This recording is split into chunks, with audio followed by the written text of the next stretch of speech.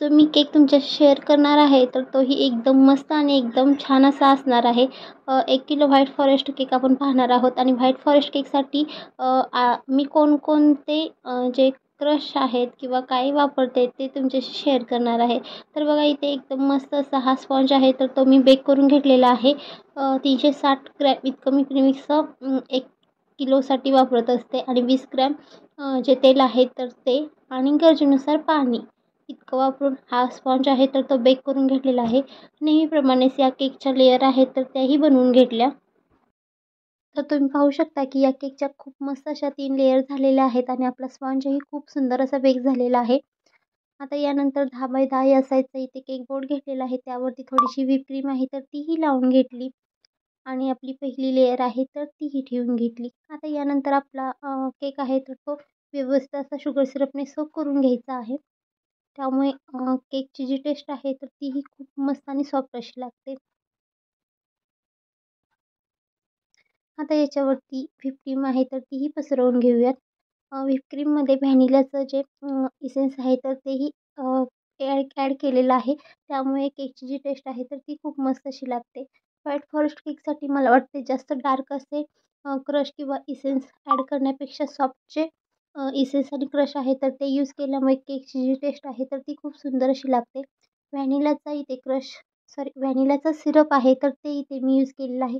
त्याच्यावरती जे थोडेसे चोको चिप्स आहेत तर तेही टाकून घेतले. त्यामुळे आपला केक आहे तर तो खायला एकदम मस्त असा लागतो. अशा पद्धतीने तुम्हीही ट्राय करून पहा आणि नंतर त्याचे फीडबॅक आहे तर ते मला द्या. कारण मी अशा पद्धतीने केक केल्यानंतर जेव्हा कस्टमरला देते तर त्यांच्याकडून फीडबॅक खूप मस्त असे येतात. तर तुम्हीही ट्राय करू शकता. तर बघा दुसरी लेयर आहे तर तीही ठेवून घेतली. वरचा जो फुगीर भाग आहे तर तो उलट्या साईडने मी इथे ठेवून घेतलेला आहे. त्यामुळे आपल्याला जे केकचं जे फिनिशिंग आहे तर ते करायला सोपं जाईल. ह्याच्यावरती व्हिप क्रीम आहे तर ती पसरवून घेतली आणि जी पहिल्या लेयरला प्रोसेस केली तर तीच प्रोसेस आहे तर तीही आपल्याला दुसऱ्या लेयरवरतीही करून घ्यायची आहे. व्हॅनिलाचं जे सिरप आहे तर ते स्प्रेड करून घेतलं. काही चोको चिप्स आहेत तर तेही आपण याच्यावरती टाकून घेऊयात आणि त्यानंतर आपली लास्टची जी लेयर आहे तर ती केकवरती ठेवून घेऊन आपल्या हा जो केक आहे तर तो व्यवस्थित असा आपल्याला क्रम कोटिंग करून घ्यायचा आहे. केक थोडासा सेट झाल्यानंतर म्हणजे क्रम कोटिंग झाल्यानंतर 15 ते 20 मिनिटे किंवा जास्तीत जास्त कितीही वेळ आपण केक फ्रीजमध्ये ठेवू शकतो आणि थोड्या वेळाने आपल्याला जे केकचं जे फिनिशिंग आहे तर ते करायचं आहे. त्यामुळे एकदम परफेक्ट असं फिनिशिंग होऊन येतं. तर बघा इथे आता मी केकचं जे क्रम कोटिंग आहे तर ते करत आहे. अगदी व्यवस्थित अशी आपल्याला क्रीम आहे तर ती लावून घ्यायची आहे. खूप जास्त अशी क्रीम नाही लावली तरी चालेल कारण खूप जणांना जास्त क्रीम खायला आवडत नाही. त्यामुळे क्रम कोटिंगसाठी अगदी कमीत कमी जी क्रीम आहे तर ती लावून घ्यायची आहे. तर बघा आता थोडासा आपण केक फ्रीजमध्ये सेट होऊन दिला आणि त्यानंतर आता या केकचं जे फायनल फिनिशिंग आहे तर ते करण्यासाठी मी ते केक घेतलेला आहे. तर इथे मी पॅलेट नाईफच्या सहाय्यानेच क्रीम आहे तर ती लावून घेते आहे.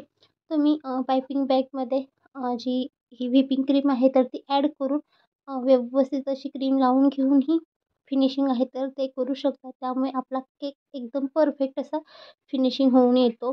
तर इथे मला म्हणजे केकची सवय झाली आहे. खूप सारे मी केक केलेले आहेत. सो त्यामुळे मी ते पॅलेट नाईफनेच जी क्रीम आहे तर ती लावून घेतली. तर बघा आता इथे पत्त्याच्या पानाने एकदम व्यवस्थित असं इथे जे फिनिशिंग आहे तर ते येत आहे. याऐवजी तुम्ही जे स्क्रॅपर मिळतं फिनिशिंगसाठीचं तर तेही यूज करू शकता. तर आता कडेने थोडीशी क्रीम वरती आली होती तर ती मी पॅलेट नाईफने काढून घेतली आणि त्यानंतर पत्त्याच्या पानाने मी इथे फिनिशिंग आहे तर ते करत आहे. तुम्ही पाहू शकता की खूप मस्त असं जे फिनिशिंग आहे तर ते झालेलं आहे.